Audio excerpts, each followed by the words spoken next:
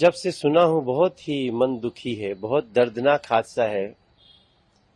हमें सूचना मिली कि एक होटल के रेस्टोरेंट में बड़ा भीषण आग लग गई। अभी तक जो सूचना आ रही लगभग 21 लोगों के उस आग में मारे जाने का खबर है। अभी तो सब एजेंसियां लगी हैं बड़ी तेजी से घायलों को बचाने की, उनको इलाज देने की कोशिश हो रही है, मगर इसमें मन बहुत दुखी हुआ सुन के। बहुत ही दर्दनाक हादसा है। हम बहुत समय से इस तरह की घटना सुने नहीं थे। कोशिश है कि इस तरह की घटना न हो, मगर अब एक जांच की बात है कि इसमें क्या ऐसी गड़बड़ी हुई जिसके कारण इतना भीषण दर्दनाक आग लगने का हादसा हो गया।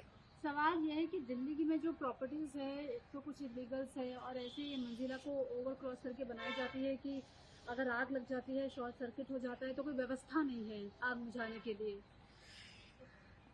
देखो, ये तो लगातार कोशिश हो रही है कि इन सारे जो छोटी छोटी त्रुटियां हैं, कमियां हैं, उनको ठीक किया जाए और करने में लगे हुए भी हैं।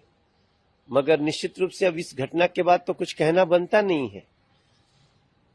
इतने दर्दनाक हादसे के बाद अब तो क्या रीजन रहे, कैसे, क्योंकि ये जो तस्वीरों में दिख रहा है काफी बड़ा होटल है ये, और उसके एक रेस्टोरेंट में आग लगी और इतने सारे लोग मारे गए। तो मैं तो प्रार्थना करता हूं पहले जो घायल हैं जो वो बचाए जा सकें, उसके बाद इसकी जांच हो और इसका मूल कारण पता चले और दोषी जो भी हो उसको सजा मिले। सौरभ भारद्वाज कह रहे हैं कि जो बीजेपी सरकार है वो नंबर्स, जो मरने वालों की संख्या है, उसको छुपाने की कोशिश कर रही है। बहुत ही शर्मनाक है ये करना। मुझे लगता है कि ये सब मैटर, इसमें कारण ज्यादा ढूंढना चाहिए। दोषी जो भी होगा, मैं विश्वास दिलाता हूं कोई भी दोषी हो वो बचेगा नहीं, मगर इस तरह की बात करना, इस समय राजनीतिक बातें ऐसी घटनाओं में अच्छा नहीं होता है।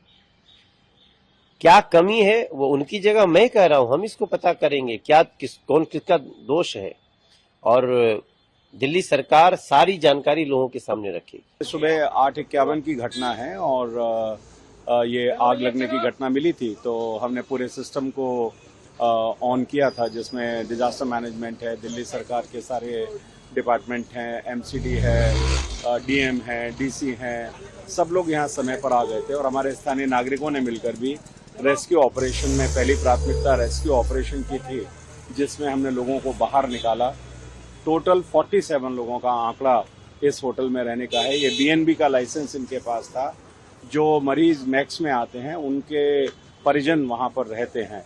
कुछ लोगों को ऊपर से भी नीचे गद्दे उठा करके छत से भी हम लोगों ने नीचे उतारा और 21 कैजुअलिटीज हुई हैं।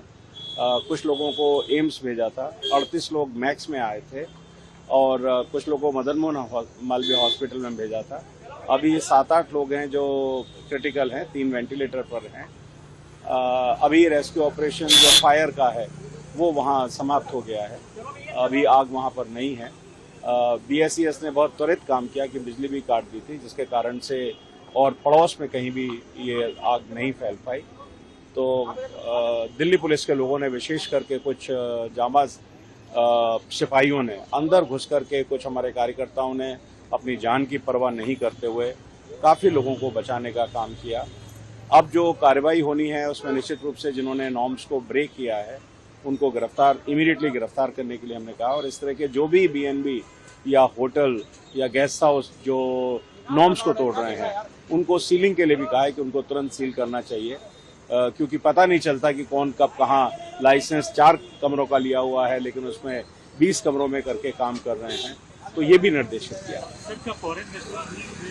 इसमें जो देखने में आया, अभी आएगा, बांग्लादेशी भी थे कुछ उसमें, शायद सोमालिया, जो अब उस तरह सोमालिया से थे या कहाँ से थे ये थोड़ा जांच में निकल करके आएगा, लेकिन सार्क कंट्रीज के लोग शायद इसमें जो लोग इलाज कराने के लिए आते हैं, ऐसा सुनने में आया। क्या इसके पास परमिशन होटल रेस्टोरेंट चलाने की थी, कितने कमरों में बीएनबी चलाने की थी, इस सबके कागजों को इकट्ठा किया जा रहा है। और जिसकी ये बिल्डिंग है, जिनके लापरवाही के कारण ये हुआ है, पुलिस जांच करके उसे तुरंत अभी गिरफ्तार करेगी। पुलिस की टीम इसके लिए रवाना कर दी गई है। साथ ही साथ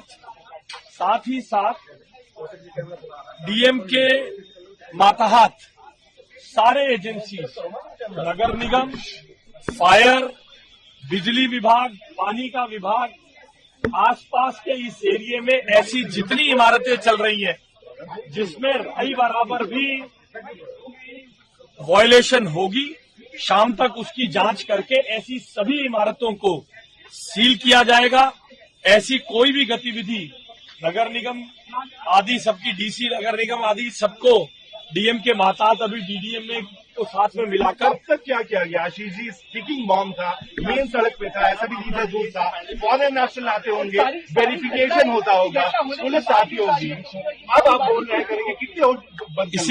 इसीलिए जो कब बीएनबी का लाइसेंस को 3-3.5-4 साल के लिए वैलिड होता है, कब मिला, कैसे मिला, अभी जो आग के बीच में ना तो मालिक यहाँ है, ना कागजात है, विभाग से कागजातों को देखा जा रहा है। देखिए आपके लिए जो जानकारी अभी है उसके बारे में मैंने आपसे बताया, और एक भी दोषी छोड़ा नहीं जाएगा। एक भी ऐसी अवैध बिल्डिंग, एक भी अवैध